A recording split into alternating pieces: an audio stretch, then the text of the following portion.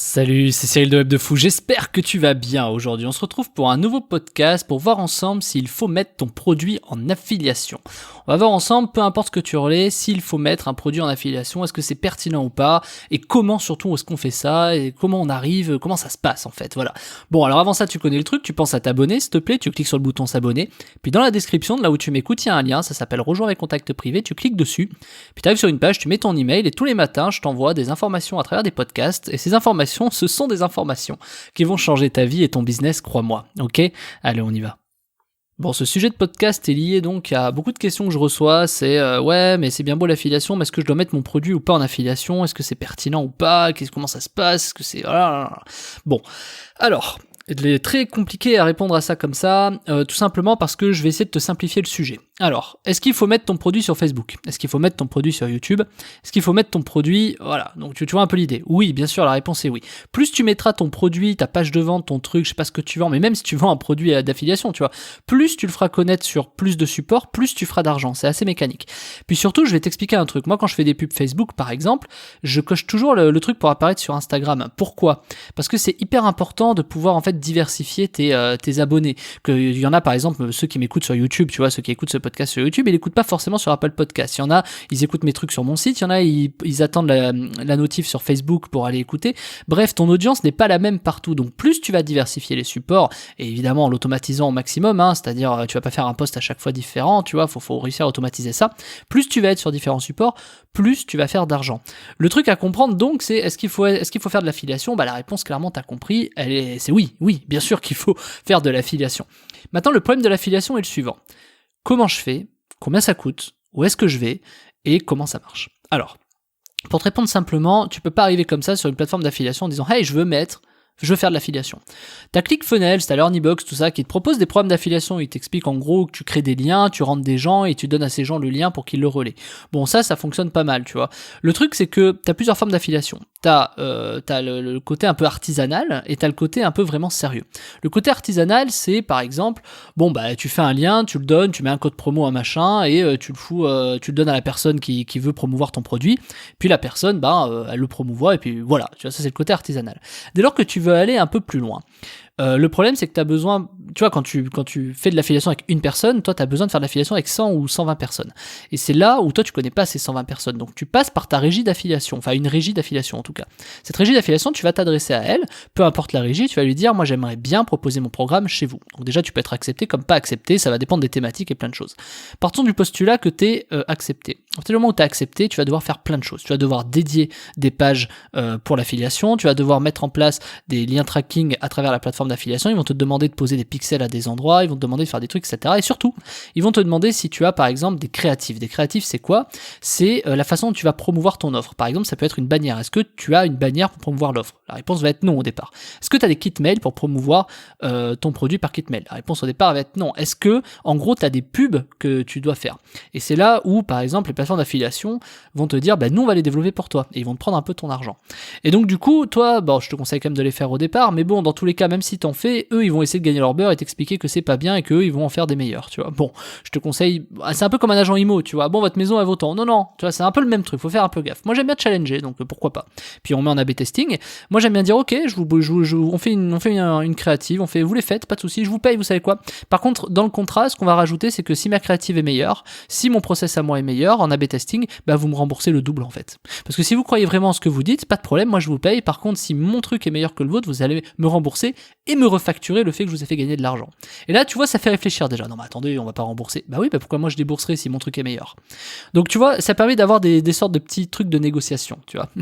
Pour te dire que, en fait, tout le monde veut prendre ton argent, donc faut faire un peu gaffe là-dessus.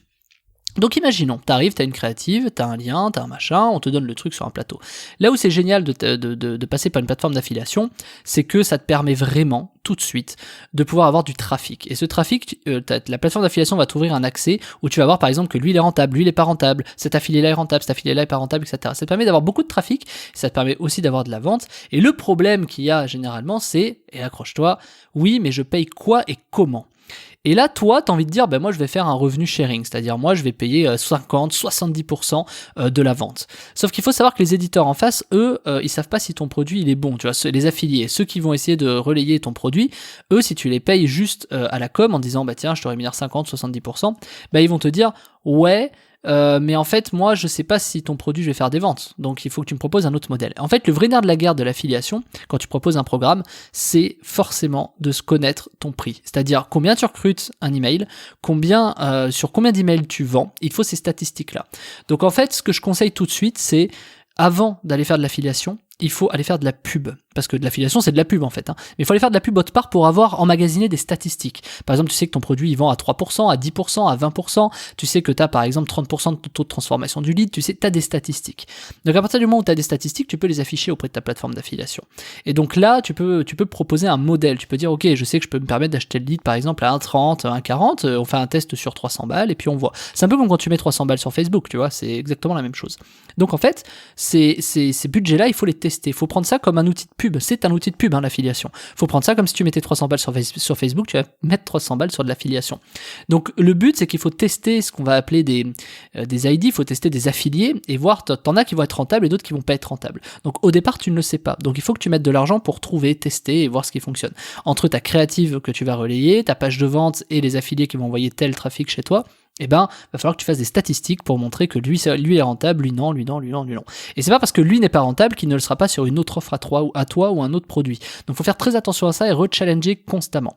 Donc ça, c'est le dating qui te l'apprend, c'est la rencontre en ligne qui te l'apprend, parce que t'as tellement des gens qui sortent des nouveaux sites de rencontres, des nouvelles marques, que des fois ils touchent des personnes qui n'auraient pas touché avec une autre marque, tu vois. Et après on évolue sur d'autres sujets qui, je vais pas rentrer dedans, mais ça s'appelle le cross-sell, mais on viendra à ça plus tard dans plusieurs podcasts, dans plusieurs semaines.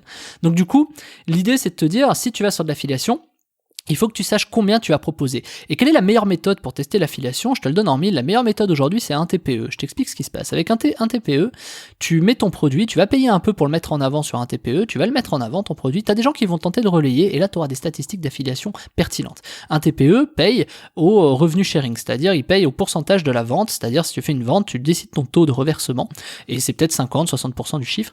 Donc l'histoire, elle est pas mal. Tu vois, à partir de là, tu es capable de dire, voilà, je vais reverser temps. Et donc à partir du moment où tu reverses temps, tu vas réussir, en mettant un peu en avant ton produit, tu vas réussir à avoir des statistiques. Et ces statistiques-là, tu peux les proposer aux plateformes d'affiliation. Parce que de toute façon, les plateformes d'affiliation, si tu es sans statistiques, ça va te coûter 3 fois plus cher parce que eux vont devoir créer ces statistiques. Donc quand tu mixes un peu tout ça, tu as des pubs sur Facebook avec de la stat, tu as des trucs chez un TPE avec de la stat, tu peux arriver sur les plateformes d'affiliation et tu sais ce qui marche et ce qui ne marche pas. Donc à partir de là, il faut que tu t'adresses toi à quelqu'un pour développer tes créatives, une bannière, un outil email, enfin un kit email, ce genre de sujet, tu vois. Mais ça va te permettre de commencer sur l'affiliation. Et à partir de là, le vrai nerf de la guerre, c'est de dire, ok, est-ce que je paye 1 euro du lead, est-ce que je fais, 1 euro de l'inscrit, est-ce que je paye 50% de la rémunération, est-ce que je fais pas un mix, est-ce que je paye pas au clic 25 centimes, est-ce que j'achète pas le clic 25 centimes. Quand tu vois le coût d'un clic sur Facebook ou sur AdWords, tu te poses la question, est-ce qu'il vaut pas mieux acheter ton clic à 25 centimes, etc. Et le problème des affiliés derrière, c'est que ceux qui vont relayer ça, ils vont vouloir truquer parce qu'eux, ils ont besoin de faire plus d'argent. Donc par exemple, il faut que tu es derrière, c'est pour ça qu'il faut t'adresser à des plateformes entre l'artisanal. Pourquoi j'ai dit qu'au début, quand tu donnais un lien à un mec et que c'était artisanal par rapport à un autre, parce que les plateformes d'affiliation ont des systèmes anti-fraude, tu sais, de ceux qui font des faux inscrits ou ceux qui font des faux clics. Et c'est là où ça devient pertinent, parce que du coup, quand tu achètes 25 centimes du clic, t'imagines qu'il y en a qui essaient d'user de robots, tu vois. Donc évidemment, t'as l'impression que c'est moins cher Facebook qu'AdWords, c'est clair, mais sauf qu'il y en a qui font des robots et à la fin, de toute façon, ça va te coûter plus cher. Donc, s'adresser à les plateformes d'affiliation, c'est s'adresser à des compétents, à des personnes compétentes qui te permettent d'éviter tous ces problèmes. Eux, ils ont cette expérience et bien encore d'autres trucs que tu ne te doutes même pas. Donc, est-ce qu'il faut aller sur de l'affiliation ? Oui, mais pas n'importe comment et surtout pas à l'arrache. Voilà. Donc, clairement, l'affiliation, ça doit faire partie de ta stratégie, mais un peu lointaine, tu vois. C'est-à-dire que la plateforme d'affiliation à qui tu vas t'adresser pour relayer ton offre, il faut que ce soit après que tu aies plusieurs tests, après que tu aies fait plusieurs tests sur Facebook, sur AdWords, sur YouTube, etc. Après que tu aies un peu emmagasiné de données, d'informations. Voilà. Donc ça, c'est si tu veux mettre ton offre en affiliation, si tu veux mettre ton produit en affiliation. Et en fait, la meilleure façon de réussir à mettre ton produit en affiliation pour être certain d'être gagnant, c'est de savoir en fait comment tu peux faire de l'argent toi rapidement avec de l'affiliation et comment tu peux doubler tes revenus en affiliation pour justement sortir ton produit derrière et faire encore plus d'argent, en fait quadrupler derrière tes revenus. Et c'est justement la formation de la semaine qui s'appelle comment doubler ses revenus en affiliation. C'est très simple, si tu veux construire ton offre en affiliation et que tu te poses la question et que tu sais pas par où commencer, etc., faut d'abord comprendre le côté de la barrière des affiliés, il faut comprendre comment eux fonctionnent. Et ça, la meilleure façon de le comprendre, c'est de prendre la formation qui est en description parce que j'explique aux affiliés, ceux qui font de l'affiliation, comment doubler ses revenus. Et quand tu vas comprendre la méthode que j'explique où je te montre tout de A à Z, tu vas comprendre qu'en fait doubler ses revenus en affiliation, c'est aussi facile que de mettre son produit en affiliation. Il suffit juste d'avoir les bons tips, il suffit d'avoir les bonnes astuces, les bons process, et c'est justement ce que je t'apprends dans la formation. Donc si tu as envie de doubler tes revenus en affiliation, ou si tu as envie de voir comment ça se passe du côté des affiliés et comment eux ils font pour gagner de l'argent, peut-être même sur ton dos, je vais tout t'expliquer, c'est dans la formation, tu l'apprends. Si tu cliques sur le lien, c'est comment doubler ses revenus en affiliation, on se retrouve de l'autre côté. Ok ? Allez, à plus Martin.